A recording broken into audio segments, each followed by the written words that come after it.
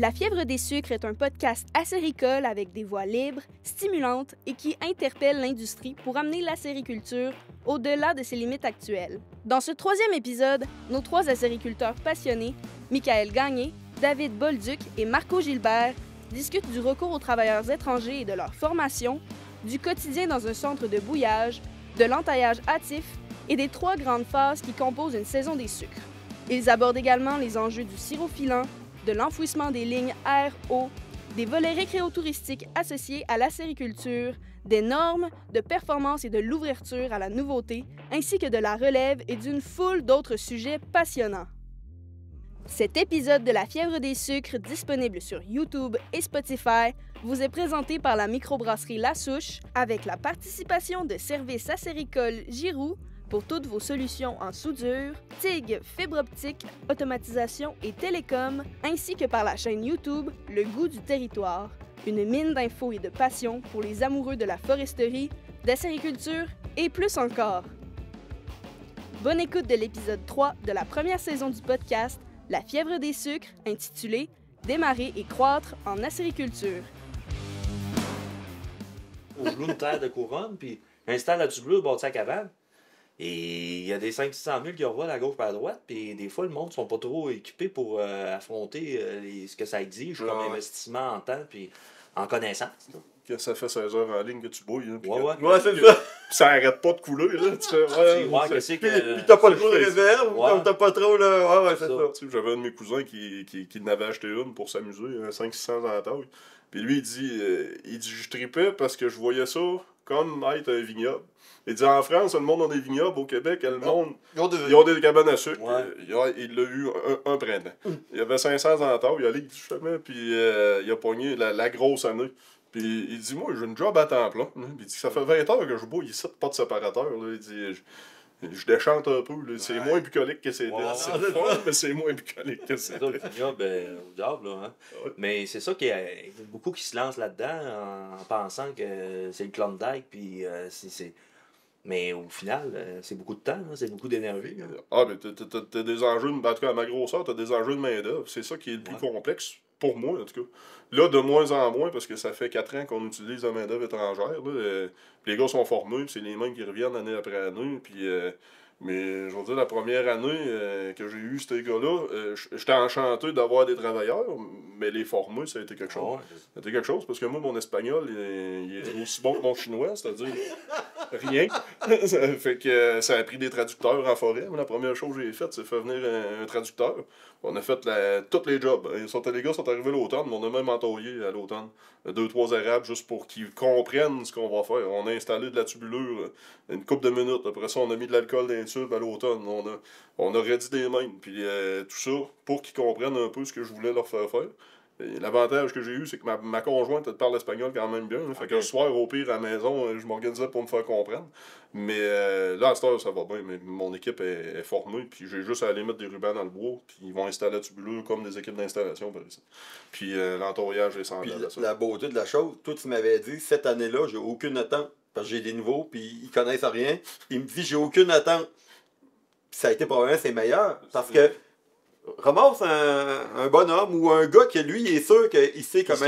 Moi, là, je sais comment entailler. Je viens du Québec, je sais c'est quoi entailler. Fait que là, t'arrives, tu vas aller travailler pour Mike. Là, Mike, moi, je veux que ça soit fait de telle manière. Parce que on a chacun nos critères. On a tous des critères à quoi on tient. Parce que pour nous autres, c'est important pour le rendement.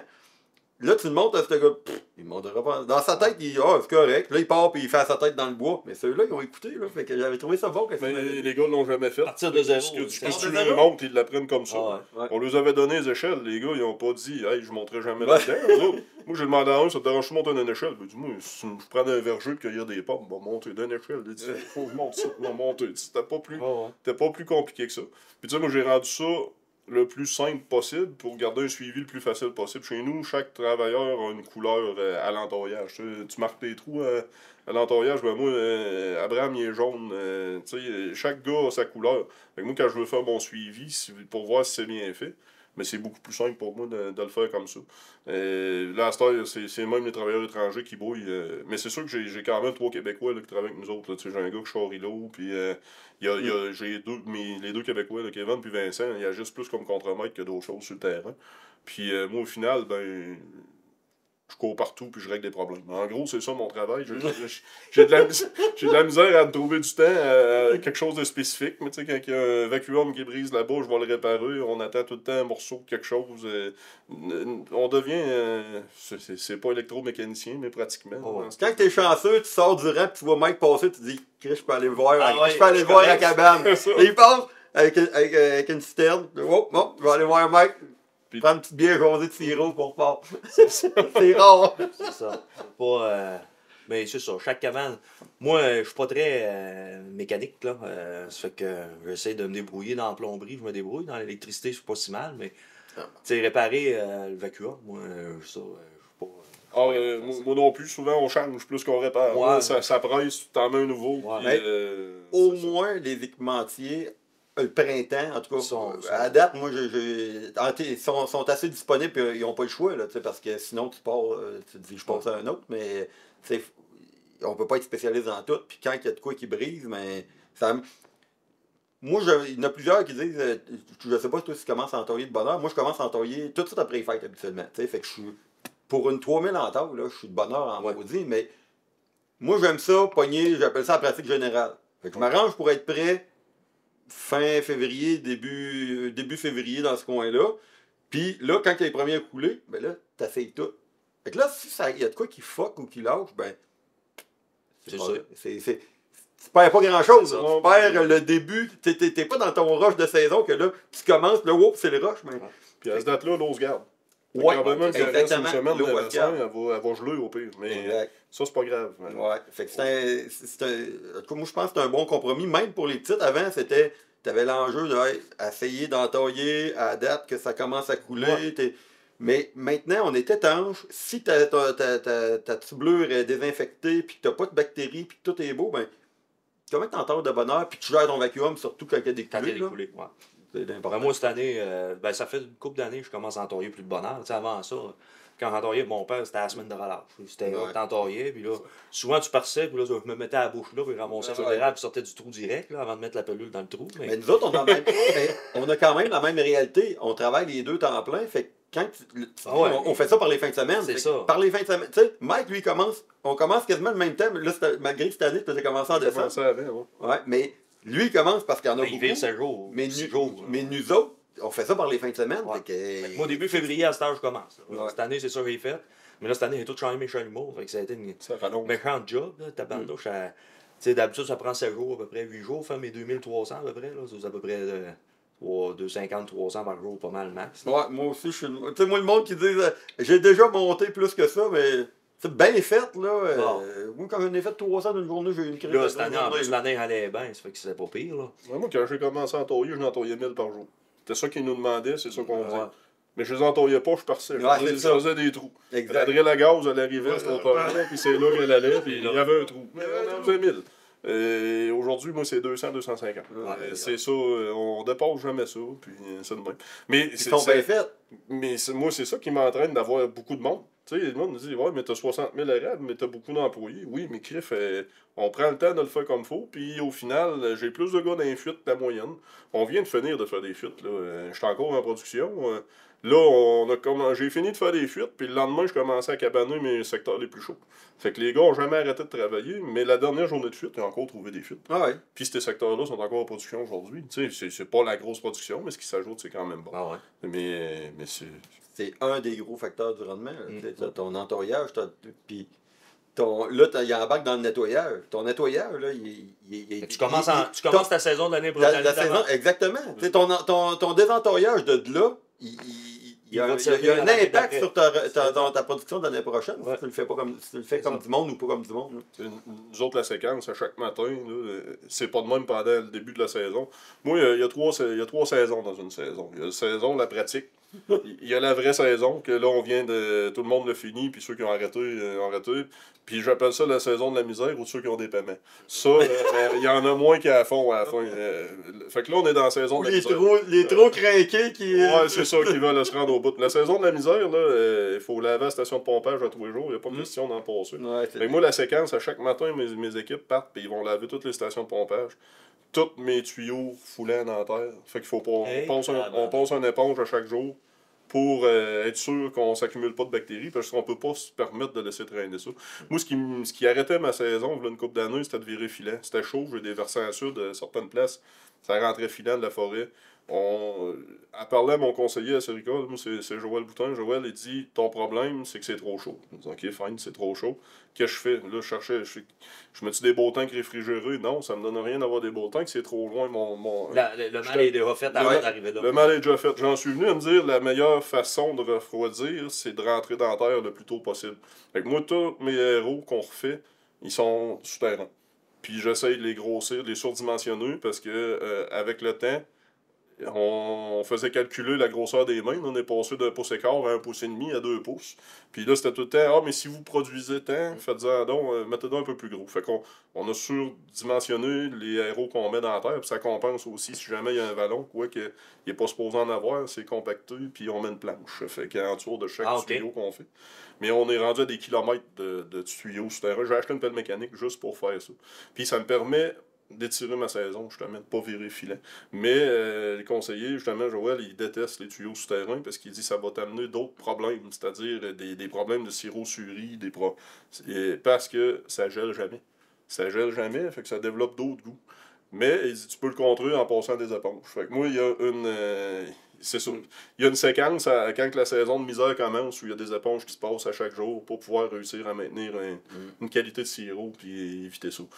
Mais ça prend du monde pour faire ça. Puis, en ayant plusieurs sites différents, mais c'est ça. L'enjeu est ça pour aujourd'hui.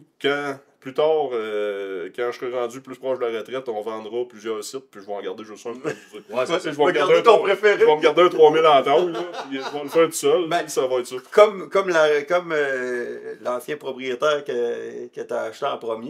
Lui, il a fait pareil, il a vendu tout, puis il est parti, puis il s'est acheté un petit 15 cents pour s'amuser, probablement que. C'est ça. C'est le but aussi. C'est à peu près ça. Bon, moi, je sais déjà où. Moi, en arrière de ma maison, j'ai 2700 hectares, il va en avoir 3000. La cabane est déjà construite. Et il reste juste à mettre un évaporateur dedans, puis ça va être ça. Mais la retraite n'est pas prête, puis j'ai hâte de voir si ma relève va vouloir prendre le reste. Là, puis moi, je ferai comme ton père. Là. Ton père, il allait plus dans ta cabane, il y en avait une. Je m'occuperai de la mienne, puis si les enfants veulent avoir le restant, tant mieux. Mais pour l'instant, ils sont petites. J'ai trois jeunes filles. Fait que, ça, c'est pas mal ton meilleur site? Ou c'est un des bons. Un des bons. Mon meilleur, c'est Wally. Mais Wally, à force d'acheter des voisins, va être trop gros pour ma retraite. On va être rendu à 17-18 000. Là. Non. Si je veux le faire tout seul, je pense que 3000, vous avez à peu près ces grosses-là. C'est assez. Ouais, mais là, la différence, nous autres, c'est qu'on travaille au travail. Ouais, c'est ça. À la retraite, ça va. Mais tu sais, toi, qu'est-ce que tu as fait là 2 ans? Tu as fait un beau moi, projet. Je peux pas agrandir. C'est tout privé autour. T'as fait un à côté. C'est ça. Moi, le but, c'était ça. C'était d'aller voir comment je pourrais générer d'autres revenus que des revenus à Séricole. Ça fait que l'idée du chalet locatif est arrivée un peu dans cette logique-là. Je vais rebâtir la cabane, ça c'était sûr, parce que c'est une ancienne cabane qui servait à l'époque des chevaux, qu'on a déménagé en pan de mur, qu'on a remonté sur une slab de ciment de 4 pouces faite à course. C'est des souches renversées avec un voyage de sable par-dessus. Là. Le plancher de ciment était tout croche. Et il y avait un égout dans le milieu de la cabane, mais l'eau s'en allait d'un crack au lieu de s'en aller dans l'égout.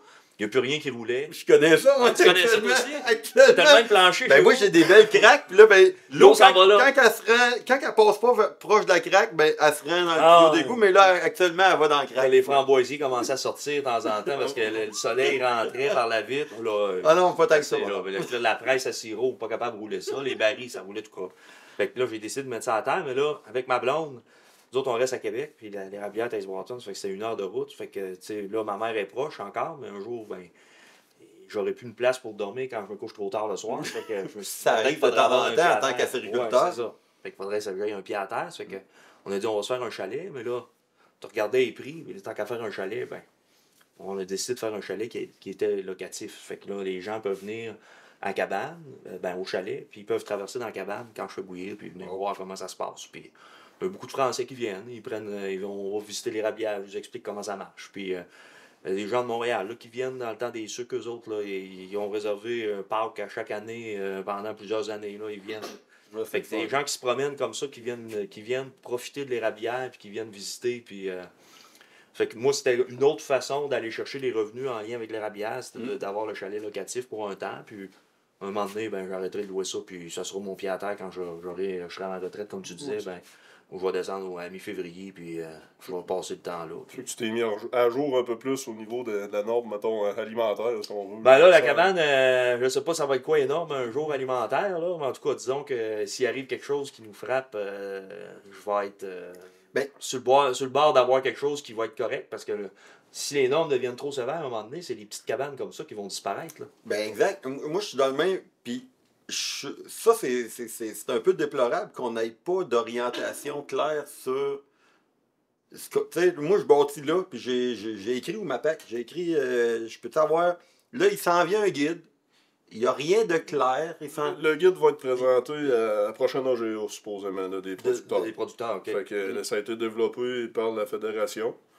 Mais ce guide-là, de bonne pratique, c'est le même qui s'appelle, il n'a pas été entériné par aucun acheteur. Ouais.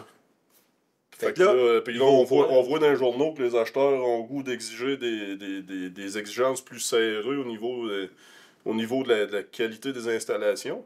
Sauf qu'en même temps, ce qu'on vend, c'est une canne de sirop, on vend le terroir, on vend encore le cheval puis la tonne. Oui. Si on sort de ces cabanes-là, puis je parle de ça, puis je trouve que c'est un non-sens. Oui, moi j'ai une cabane qu'on peut appeler industrielle.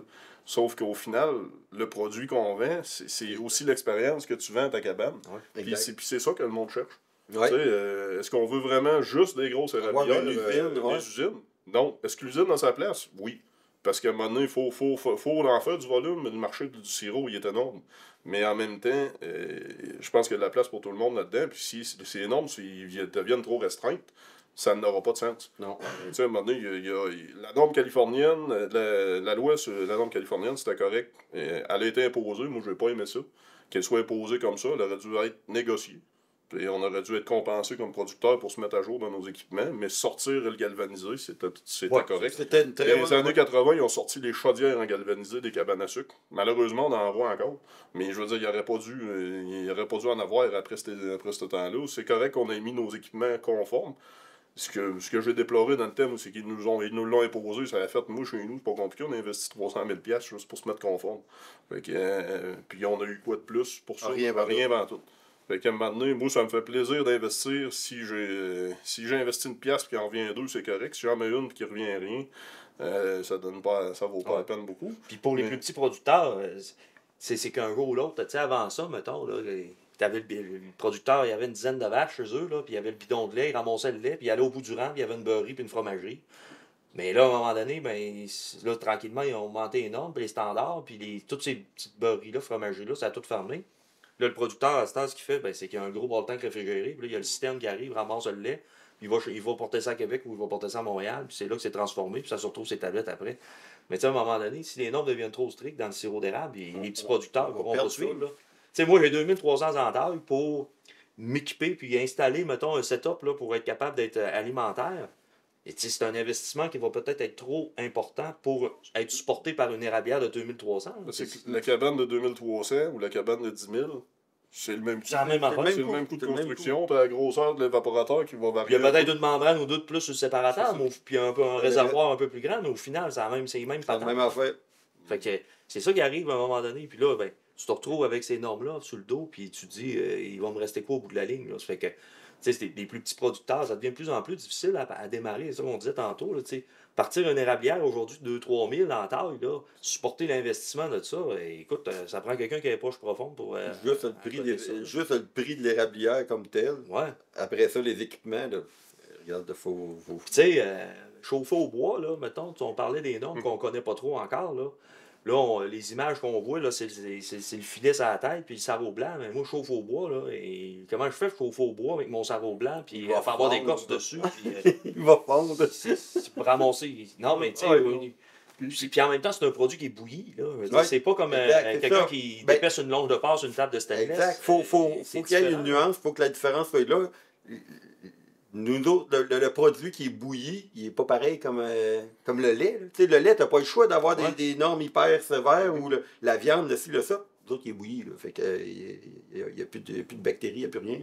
Mais tu sais, c'est sûr que tu peux aller dans des cabanes à sucre où bon, il y a de l'exagération par rapport à la salubrité. Là. Exact. T'sais, Ça prend un bon encadrement. Mais justement, t'sais, la norme californienne l'a amené beaucoup. Ah, Oui, ça a fait un gros ménage, c'est sûr. Là. C'est ça. Mais il reste que ça prend un minimum. Moi, ce que j'aimerais, c'est qu'on aurait au moins un peu plus d'orientation claire. Là, tu sais, toi, tu as bâti il y a 2 ans. Moi, je bâtis cet été. Puis j'ai pris la peine de demander. Puis j'ai eu aucune réponse. Ouais. Fait que là, tu te dis, ce que je vais faire. Fait que là, on y va comme on pense. C'est ça. En espérant que l'autre bout, j'avais pas obligé de réinvestir par après. Tu sais, comme chez nous, moi, la tuyauterie, je l'ai toute faite en stainless. Tant qu'à installer industriel, on l'a fait un peu plus industriel. Ouais. Mais avant de le faire en stainless, je l'ai fait en plastique. Faire mes erreurs. Parce que changer du plastique, c'est facile, on coupe, Oui. on recolle. Ouais. Exact. Changer du stainless, ben moi je saute pas. Ouais. Ça prend quelqu'un qui revient le faire. Mais par contre, il y a une chose, je me suis rendu compte, j'aime le stainless à l'intérieur pour la porosité, que c'est plus facile à nettoyer. Ouais. On fait moins de sirop collant. Avant de passer à du sirop filant, des fois il vient dur à presser. Puis on le lit souvent, moi, sur les médias sociaux. Là. Pourquoi mon sirop il est dur à passer, il est dur à presser, ça marche pas. Ben, met plus de poudre. Quand tu penses que tu en as mis trop, double ça. Mais commence. Ça, c'est la recette classique. Mais après ça, as-tu essayé de nettoyer ton tuyau entre ton bassin de concentré et ton évaporateur? Puis la réponse, c'est tout le temps non. Puis ça, je ne le mets jamais. Moi, j'écris tout le temps en privé à personne. Ouais. Essaye ça, passe une éponge au bout d'une broche. Hein. Tire ça, puis check ce qui sort de là. Ah, c'est. Puis, oui, tu vas le bouillir après, mais nettoie ça. Mais puis oui, tu il y a vas du voir, stock là-dedans. étonnamment, ton sirop devient plus facile après ça. Ben, parce que. Ouais. T'accumules là un genre de biofilm là, qui se lave pas juste à passer de l'eau. Il faut que ce soit mécanique. Quand tu arrives avec du stainless, ben là, tu vas passer juste un eau chaude, ça lève plus facilement. En fin de saison, nous autres, on fait un oxysane là-dedans, puis là, ça lève vraiment. Mais moi, le bout, là. Tu sais, j'irais pas full stainless comme toi parce que je peux pas me le permettre. Non, mais puis tu vois, c'est j'aimerais ça quand tu parlais d'un investissement. Ouais, Tu sais, pour ça, toi, j'aimerais mettons, ça. un 60, 80 000, 100 000, bon, peu importe le nombre d'entailles pour supporter peut-être le même bout de tuyau que C'est moi, j'ai exact. 2003 ans. Je suis d'accord, c'est vrai. Exact. On peut pas le Mais faire. il y a une affaire, c'est sûr que je vais faire. Je veux que ça soit stainless. À partir de mon concentré, Entre je veux le bassin, ouais, entre c'est le concentré et la bouilleuse, ça Faut va que être ça soit stainless. stainless, Ça va être le minimum parce que je suis conscient de ça, mais j'aimerais ça mettre du stainless partout, mais Non, c'est ça. Puis j'ai bien beau avoir des beaux rendements, là, mais ça me donne pas. Tu sais, ça donne un peu plus de budget à l'autre bout, mais ça donne pas 15-20 000 en taille. Non. Mais tu sais, du stainless, moi, j'ai quand même été au niveau économique. On a pris du stainless usagé. Exact. C'est du démantelage d'usines laitières qui ont été faits. On l'a récupéré, on l'a lavé, puis ça fonctionne. Tu sais. C'est sûr, c'est le fun de travailler avec du neuf. Les soudeurs aiment mieux souder du neuf, mais ça soude quand même. Puis tu sais, t'as vu chez nous, on l'a fait au plus simple. Mais tout est lavable, tout est démanchable. Il est fonctionnel, c'est On ça. peut passer partout la même éponge si on se décide. C'est la beauté de la patente. Moi, le plastique, j'ai aucun problème avec ça, en autant qu'il soit alimentaire. C'est important quand exact. même, ce bout-là, parce que C'est un produit alimentaire qu'on fait. Ça, c'est important. Ouais, c'est ça. Ouais. Mais c'est pour ça, tu sais, j'expliquais tantôt, il y a dans certaines cabanes encore aujourd'hui, tu sais, il y a des choses quand même. Mais entre établir des normes qui vont devenir trop strictes, il faut laisser une marge de manœuvre aussi là, par rapport Exact. aux produits qu'on fait. Là. Mais j'aime bien sa comparaison de tantôt. Là. Tu sais, sa canne, c'est encore. Oh, ouais. Ce qu'on vend, c'est le cheval avec sa tonne en bois. Exact, on vend encore ça. La tonne en bois, à la fin de l'année, elle n'était pas facile à laver. C'est assez poreux. Moi, je me souviens, oui, quand j'étais petit cul, à l'érablière de mon grand-père, je nuisais plus que j'aidais, mais j'allais essayer de ramasser le chaudière puis de verser ça dans la tonne. Puis, veut pas, c'était la même tonne depuis je sais pas combien d'années. Là. Nécessairement, ça avait sa vie. Là. Il va avoir de la vie épouvantable. Puis oui, elle avait, mais. Là, c'était une grosse tonne en galvanisé. Ouais, galvanisé, c'est ça qu'il y Mais avait. moi, je l'ai pas mis dedans, là, je me rappelle pas, mais elle traînait à quelque part d'un coin. Moi, j'ai commencé, ça vient de là, la passion de l'érablière. Il m'assisait en arrière, puis fait semblant de chauffer le cheval. C'est vrai qu'il y en avait. Tu sais, en arrière, il y a quelqu'un qui s'en occupait, mais c'était ça. Moi, puis je me souviens de l'année où on est passé à Tubuleux. Ben, pas moi, mais mon grand-père puis mon oncle. J'ai trouvé ça triste. On n'avait plus le cheval, on n'avait plus besoin de ça. Fait que là, il en entoyait une coupe autour de la cabane. Tu sais, le folklore de ça, il est important. Puis c'est important qu'il y ait encore ce type de cabane-là. Ouais, Tu sais, Mais ce type de cabane-là ne sera jamais capable de subvenir aux 150 millions. Non, non, Ça en prend qu'ils en produisent Puis, pour... les frais pour produire ce sirop-là versus dans l'industriel, si on veut, de la cabane plus industrielle, ne sont pas les mêmes. Non. Fait que, tu sais, pour réussir à produire un sirop à un prix raisonnable pour la masse, ben, ça prend le volume. Un sirop de niche qui se fait dans une cabane artisanale, et oui, puis il y a tous les deux. Il y a un monde entre les deux. Parfait. C'est ça, c'est en plein ça. Parce que chaque producteur que j'ai rencontré, moi, pense faire le meilleur sirop. Non, c'est ça. C'est tout ça le meilleur. C'est ça. J'étais pour dire surtout s'il vient de la Beauce, mais je te vise pas, Marco. Je te vise pas. Mais au final, chaque producteur va commencer à faire du goût de bois, puis s'il est assez, il va finir dans le bourgeon, ou à tout le moins dans la sève. Ça dépend des régions qui ne se rendent pas au bourgeon. Entre les deux, bon, on sait qu'il est là le target du bon sirop. Là. Fait que, tu sais, mais c'est sûr que l'équipement va changer de goût. Moi, quand j'ai passé à l'électrique, le sirop il est devenu plus beau qu'il était quand je bouillais à l'huile. Le goût il est semblable dans l'ensemble de l'œuvre, ça se ressemble, mais il est beaucoup plus beau. Il est beaucoup plus beau, le sirop. Puis c'est dommage qu'on associe des fois des beaux sirops à la qualité ou l'inverse. Un sirop ambré, c'est ça que je veux. Et si tu y goûtes les yeux fermés, au meilleur sirop que je produis dans l'année, je pense que tu vas avoir de la misère à trouver la différence entre ça puis un sirop ambré, puis pourtant ça va être un 2A, ben, super, un extra clair. Mais il y a une partie de la saison où le goût d'érable est plus puissant. Tant qu'on va être payé à couleur, il y aura. Tu sais, fait que le sirop. Tu sais, comme tu dis, un bon sirop, là, ça veut pas dire qu'il va être. Il y en a qui disent le meilleur goût du sirop, il est foncé. D'autres, ah non, moi, il est pâle, mais il peut être pâle puis foncé, puis il va avoir à peu près le même goût. Mais on est payé à couleur. Fait que là, ben, le but, c'est en même temps, le monde, il n'aime pas toute la même sorte de sirop. Tu sais, ton sirop, ton préféré, tu as un temps dans l'année où tu le trouves. Moi, c'est le début de la sève. Quand il y a une petite pointe de sève, c'est plus à la fin. Là, toi, c'est là. Pourquoi? Parce que le sirop de mon grand-père, c'est ça qu'il goûtait. Non, mais c'est juste ça. Pourquoi il cannait là? Probablement qu'il avait le temps, là. Non, mais c'est ça. Ben, ou probablement que lui, c'était son. Lui, il jugeait que c'était là, mais oui, ça se peut. Des fois, c'est rien qu'une question de temps. Question de temps. Tu produis des barils, tu as du monde pour t'aider à la fin de semaine. On canne en fin de semaine. Ça cannait. Chez nous, c'est pareil. Chez nous, là, moi, je veux. Tu sais, je cannerais pas de quoi que j'aime pas, mais en même temps, il faut que j'aille de l'aide. Fait que là, je suis là, OK, bon, OK, go, il est bon, on canne là. Puis là, des fois, là, t'as canné, la fois d'après, oh, Christ, il est bon. Il est meilleur. Là, t'en recannes encore. Mais là, hey, finalement, mais c'est ça, ça va vite, hein, tu sais, les saisons, puis d'une journée à l'autre, ça va évoluer. Ça varie, ça varie.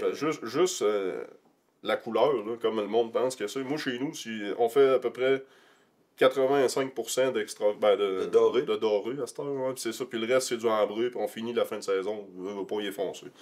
Mais on a fait quelques erreurs au début. On produit, nous autres, on fait pas de barils, on fait des 1000 litres. Fait que c'est 250 gallons. Pas même affaire. Bon, d'ailleurs. Une grosse tote, là. Sauf que je peux faire du foncé sans changer ma méthode de cuisson. J'ai juste à coller 4 totes ensemble. S'ils refroidissent bien tranquillement, là, il va venir plus foncé. Fait qu'il va avoir le même goût. Il va avoir exactement le même goût, mais il va juste être plus foncé parce que sa période de refroidissement était plus longue.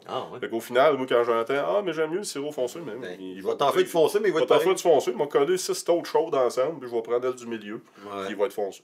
Ça m'amène. Il faut quand même régler ce bout-là. Ben oui, parce que toi, c'est une perte monétaire. C'est la couleur. Moi, c'est la couleur. S'il fonce puis il change de catégorie, idéalement, il faudrait que je le refroidisse avant de le mettre en tôte. Ça n'a aucun sens parce que la conservation ne sera pas bonne. Non, mais si on parle juste niveau économique, ce serait ça. Mais là, on prend juste le temps d'essayer de les séparer un peu plus. Puis il reste quand même la même couleur. Mais de l'échantillon. Je prends mon échantillon, puis je vais prendre l'échantillon classé, il y a à peu près 7 de lumière de différence. Entre une taupe. C'est beaucoup. Oui, c'est beaucoup. Ben, c'est pas grave. Surtout quand on arrive à la marge. C'est ça. Oui. C'est ça. Tu sais, le 7, il faut faire passer entre l'ambré assez vite. Moi, de mon côté, ça sauve tellement de main-d'œuvre de ne pas produire de barils que je suis prêt à accepter que ça fonce. Puis c'est parce que ça n'a pas de sens. Ben, notre plus grosse journée cette année, on aurait produit 89 barils si on en barils. Donc, 89 barils, on parle de gars sur le lift. Il lave un baril, puis il remplit, puis fait que là, c'est un homme de plus, voire deux dans la cabane. Puis quand on est en taupe comme ça, ben, nous autres, on remplit à gravité. Fait que c'est 5 minutes remplir une tôte. On le met dans un sirotier de calibration. Quand c'est prêt, on rouvre la valve. On a notre 1000 litres, ça prend 5 minutes. Le lift, une autre minute, puis c'est réglé. Ça fait que la tôte va devenir importante aussi, par exemple, pour les gros producteurs. C'est des enjeux de classement aussi à la fédération. Ouais. On sauve 7 classements. C'est ça, parce que les autres, ils prennent 7 barils, 7,5, 7? C'est 7 barils, disons 7 barils pour faire un chiffron. Et si la majorité des gros producteurs, là, 20 000 en taille et plus, switchaient là-dessus, on aurait beaucoup moins d'enjeux de classement et de délai. Ben, cette année, ça va de night 1. C'est une grosse saison. Fait qu'on... Ils disent déjà là, qu'ils seront pas prêts pour le 30 septembre, là, le classement. Non, c'est impossible. Parce que, mais tu vois, je voyais, moi je suis membre d'une coop, puis la coop, ils faisaient des tests en cabane, de prélèvement en cabane. Ok. Ils ont commencé, là, j'ai vu sur certains barils, il y avait une étiquette spéciale comme quoi le prélèvement avait été fait en cabane. En cabane. Ouais, pour sauver du temps. C'est pas juste la coop, c'est je sais pas si c'est un ailleurs. test d'ensemble des PEPAC. Nous, chez nous, Ok. nous l'avons à faire. On avait fait la formation. OK. Puis l'année passée, mais là, finalement, pour la tôte, ils préféraient l'avoir plus vite. Parce que de la tôte de plastique, nécessairement, elle se conserve un peu moins. Ouais. Ça, faut que ça... il y a- Faut que ça sorte. Ouais, il faut que ça sorte. Puis là, on est une couple de producteurs à chercher de la tôte de stainless. On veut aller... on veut grossir les barils. Si chaque producteur passerait de 32 gallons aux 45, puis ceux qui ont des 45 passeraient aux tôtes, les enjeux de classement deviendraient beaucoup plus simples. Tu sais, si tu coupes en deux le nombre de classements, C'est après, sûr. sauf qu'il faut quand même avoir la conservation. qui se Garder la fasse. qualité du sirop. Garder la qualité. Fait que, on en a trouvé de la tôte de stainless. Il suffit de les importer pour voir, mais on espère que les équipementiers... Moi, j'aimerais pas mal mieux acheter du Québec, fait au Québec, que d'acheter en Chine. Mais si ça fait plusieurs équipementiers, moi, que j'approche, puis je leur en parle. Puis, je suis pas sûr que ça va pogner. Puis, mais il y a un enjeu pour les gros producteurs, puis les érablières, les grossistes. Ça fait Mais qu'ils de, vont tout, faire un débat. c'est ça, de toute façon, les nouvelles érablières, là, tu regardes les quotas qui sont donnés d'une année à l'autre, là, c'est pas des béneries de 2-3 000 en taille qui sont donnés comme qu'on. C'est toutes des érablières de 20-25 000. Tu sais, pour réussir à être rentable, les érablières aujourd'hui, c'est ça. Là, tu sais, la personne ne va pas commencer à demander un quota ben souvent là, pour 2-3 000 en taille parce qu'il n'est pas capable de réussir à rentrer dans son argent. Là. À moins que ça soit un fond de terre. Ouais, c'est ça. Reste, Puis mais il y a des quelqu'un gens, qui veut mais- acheter ça, effectivement. Mais tu sais, à ce temps, c'est pour ça que les érablières, c'est des 20-25 000. Mais quelqu'un qui commence à 20-25 000 en partant d'aller tout de suite vers des taupes, comme tu dis, en sachant d'avance que c'est le genre d'équipement qu'il a besoin, ben, il va prévoir sa construction en conséquence, Exact. puis ce qu'il a besoin pour la manipuler. Quand j'étais au cégep, j'étais en foresterie, mais je tripais sur la sériculture, ça a toujours été. Puis là, je lisais que le MAPAC disait que ça prenait 10 000 en taille pour vivre. Je te défie de vivre avec 10 000 en taille Ouais, ben, aujourd'hui. c'est ça. Mais c'était ça la réalité dans le C'était la réalité, Ouais. mais c'est plus le cas. Ouais. Les prix ont suivi du sirop, mais tout a tellement augmenté. Tout a trop augmenté. Un 10 000 en taille qui vit de ça, tant mieux pour lui. Il est assurément clair de dette, mais si moindrement que tu as une hypothèque sur une terre, je veux dire, oublie ça. Là. C'est non. On n'est plus là, 25, 30, tu commences peut-être à générer un profit. Puis tu sais, comme vous autres, Puis c'est à quoi il faut que tu sortes un salaire. C'est un peu- C'est pas rien. Tu sais, il faut que tu vives, puis il faut que tu aies un salaire décent, parce que c'est de l'ouvrage, là, tu sais. Ouais, mais quand tu vas faire l'épicerie, tu dis pas je suis producteur à Séricole, puis tu pars avec quel panier. Non, non, faut que tu payes ton panier d'épicerie. Ouais, exact. Mais tu sais, on parle de... J'ai un ami, là, il a acheté une grosse terre, il y avait un 200 acres là-dessus, puis il y a un gros coin d'érable au bout, puis on regardait ça. Puis lui, il est dans l'immobilier, puis il brasse bien des affaires. Puis là, quand il m'a demandé comment que je sortais de revenus bruts par année de ça, quand j'y ai dit le montant, brut, là, il a parti à rire. Tu sais, il est dans l'immobilier, là, il gère des... C'est d'autres choses. Lui, C'est il d'autres clique chiffres. des doigts, puis... C'est d'un 6 chiffres tout le temps. Tout le pas de temps. même. Fait que là, j'ai dit non. Puis là, j'ai expliqué, j'ai dit, tu fais pas ça. Tu sais, mettons, là, ton coin que tu as, là, qu'il y a peut-être un potentiel de 4-5 000 en taille, là, tu fais pas ça pour faire de l'argent. Non. Tu fais ça parce que tu tripes, puis tu as du fun, puis toi, c'est une passion, puis tu aimes ça. Fait que si tu veux faire de l'argent, ça te prend beaucoup, beaucoup dans ta taille. Tu sais, c'est pas la même affaire. Puis si tu n'as pas la passion, ça marchera pas. Parce que même si tu as beaucoup, la quantité d'ouvrages que ça donne, le temps que ça donne, le temps que ça te prend, il faut que tu aies la passion en arrière de ça. là. t'as pas le choix. Parce que c'est un travail à temps plein. Regarde l'été, là, moi j'ai ciblé des affaires que je veux améliorer. Là. Les vals de bout de main, là, une coupe là, que. C'est pas des fuites que tu entends, mais je me suis rendu compte que je prenais un jour là, sur le bout des mains Ouais. à certaines places. Fait que là, il faut que j'améliore ça. Les grecs en stainless à des places, je me rends compte que ça prend un jour. Fait que là, je vais améliorer mes collets. Les tencelles qu'il faut que je change. Fait que, tu sais, c'est toutes des choses que tu fais durant l'été. Là. Tu changes pas ça en plein milieu du sucre. Là. Fait que là, c'est des. Puis là, on parlait tantôt d'aménagement de forêt, c'est la même affaire, c'est des choses. De Fait que l'automne. tu sais, tu travailles, tu sais, il y en a qui voient ça comme bucolique, t'entailles tes érables, puis tu l'eau rentre ta cabane, puis c'est réglé à la fin d'avril, c'est fini. Mais ça peut être ça. Tu vas faire, Oui, tu vas faire une livre écart, ça tu vas peut être dire, ça. ouais, qui fait 8 livres. Ouais, c'est ça. Tu vas jurer après ceux qui en font trop. C'est Mais, Ouais, c'est ça. mais c'est un investissement. Ouais, Faut que tu comptes ton faut- temps, puis il faut que tu le fasses par passion. Là. C'est ça qui est le fun. T'aimes là. ça. Puis quand tu y vas par passion, ben, c'est là que tu regardes pas le temps autour de toi. Puis, tu sais, moi, je me dis, le temps que je mets là, tu sais, Robert Bourassa, il y a un barrage à son nom, puis tout ça. Mais tu sais, moi, le temps que je mets dans les rabières, c'est comme le leg que le jour que je vais mourir. Moi, c'est le leg. chacun de mes sites a le nom de l'ancien propriétaire. Oui, J'ai pas, de site à mon Ouais, nom. en fait, Non, mais c'est vrai. C'est vrai. Non, mais Toutes les Moi, sites ont chacun. j'ai chez Wally, j'ai chez Martin, C'est ça. Raoul, c'est à la maison Ouais. chez nous, mais elle s'appelle C'est encore Raoul. Raoul. C'est comme ça, ils ont travaillé dessus, ils méritent au moins le nom. Ben, c'est ça. sur Mais l'autre. moi, c'est comme Mais ça. ça, que je le c'est vois, bon. le temps. Hein. Moi, j'ai aimé ça parce que, tu sais, je te connais quand même depuis un bon bout, puis je voyais ça. Toutes les fois, c'est toujours le nom de l'ancien, puis Là, c'est un bel on en hommage. fusionne, C'est un bel malheureusement, hommage. il y a- Ouais, c'est il y a- ça. il y en a qui Il y en a qui comme font le le nom. nom. Mais c'est ça, moi, que je trouve important. Tu sais, au-delà de la production de sirop, moi, ce qui m'attache beaucoup à ce métier-là, ou en tout cas, cette passion-là que j'ai, là, c'est le leg, parce qu'on parlait d'aménagement tantôt. Ben, moi, les décisions que je vais prendre, mettons, cet automne, quand je vais décider d'abattre des arbres, ben, c'est pas moi qui va voir le résultat de ça. Là. Tu sais, le résultat en arrière de ma cabane à sucre, là, la partie que je vois qui est bien belle, là, puis c'est toute la belle érable, puis que là, je commence à ajouter des chutes là-dedans de plus en plus, là. Ben, ça, c'est quand mon père a décidé de couper les épinettes de champ, mais moi, j'étais là, puis j'essayais d'en embarquer dans le trailer, puis j'avais de la misère, Ah ouais? là.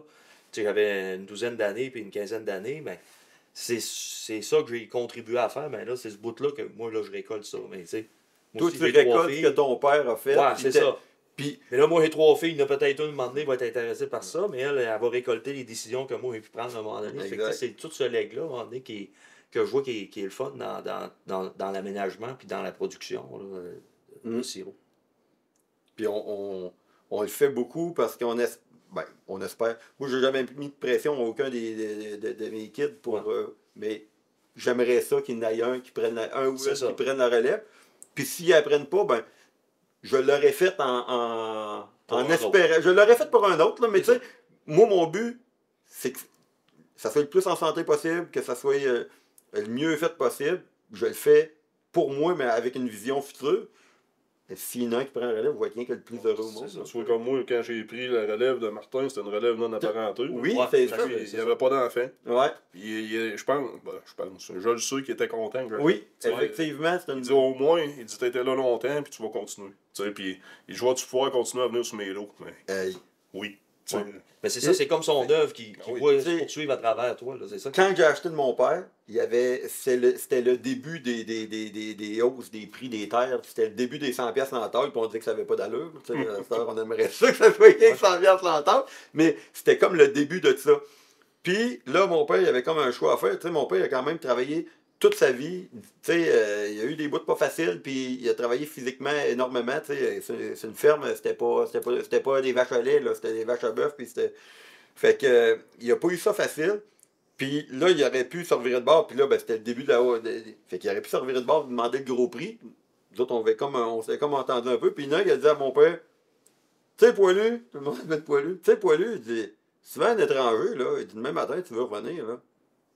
C'est Il fini. dit, tu mets pas les pieds ici, là. Il dit, le gars, si tu veux à ton gars, ben, je pense pas que ton gars t'empêche de venir chez vous. Fait que, tu sais, j'ai trouvé, c'est quand même, tu sais, Martin, qui est aucune parenté avec, mais que c'était quand même une relève qui connaissait, puis tout. Ben, c'est la même affaire, là. Martin, il était encore en super bonne relation avec, là, tu sais. Fait que, ça l'a.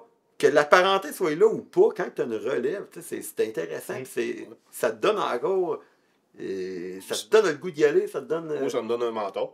Tu sais, je l'appelle encore des fois. Ah ouais. Qu'est-ce que je fais avec ça? Qu'est-ce que t'en penses? Ah ouais. Tu sais, puis je prends son opinion, puis tu sais, pas nécessairement qu'on va faire ce qu'il dit, mais ça me donne Ça te donne une option une de autre plus, option. une autre vision, une vision extérieure. Des fois, que tu es trop dans ton entreprise, tu focuses sur quelque chose, et puis là, sais, des fois, j'ai parlé d'un achat, je devrais en acheter un autre là-bas. Mais t'as-tu vraiment le goût d'en charrier un autre, un petit site, tu sais, pas coller sur les autres? Tu sais, Ça te donne un... ouais, c'est ça, j'en suis rendu à ça. Moi.